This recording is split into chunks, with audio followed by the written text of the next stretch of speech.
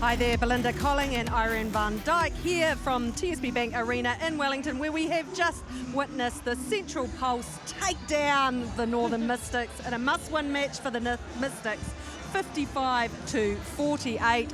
It was a game that started out so strongly, both teams really vying for it, but the Pulse just came through so dominant and kept that buffer, didn't they?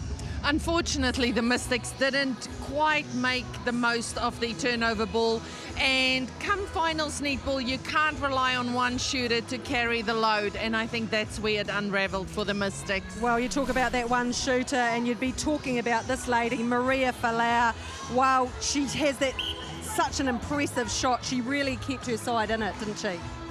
Sensational gameplay by Maria Falau. She was part of being the ball carrier, get the ball to Mez, and then obviously taking the shots and making them count.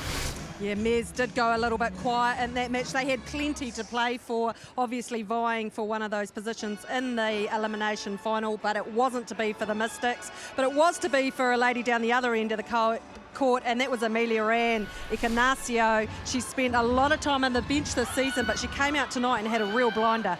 She played so well, and I think it's really good for the Pulse to have that option of her playing goal attack and goal shooter.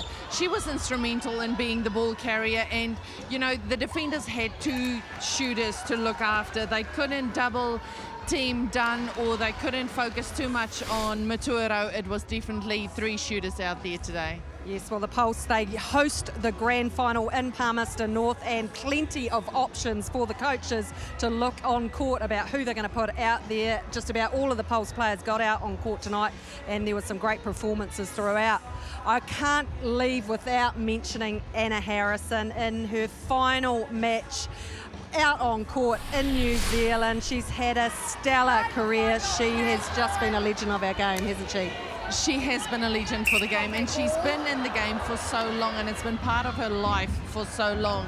Her leadership and the fact that she brings in the younger ones around her and make them want to play incredible netball, and then she's innovative. She comes up with all the hoists and the steps, and you can understand that she is as emotional as she is, because it has been a part of her life for so long. Well, she was just a baby when she played with us, and it has been such an honour to have played with her and seen such a stellar career from her. But let's have a look back at the stats from tonight's match. Irene, what did they tell of how the game unfolded?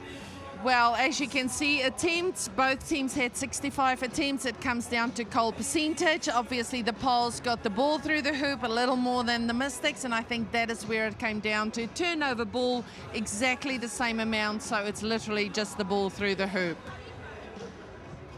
And shooting stats, well, Amelia Orr, she had a stunning match. You mentioned Falau as well, a quiet night from Mez. Tiana Maturo, she came on and put in 100%, but was only on court for a short time. But yeah, don't forget that the final series are coming up. It's gonna be an interesting one. The Tactics have secured a position now to go down south and play the Steel. Who's going to come out on top, Irene? Oh, I want to say the Tactics, because they really deserve it in my eyes. But, you know, it could go either way. Don't forget, it's Wendy Frew's last match as well. They've named the stadium down there, the Wendy Frew Stadium, for that one. So there'll be plenty of emotion around that game as well. The Pulse, they are through to the grand final. The next 2 weeks of netball is going to be fantastic. But from here in Wellington, it was the Pulse over the Mystics, 55-48. Thanks for joining us.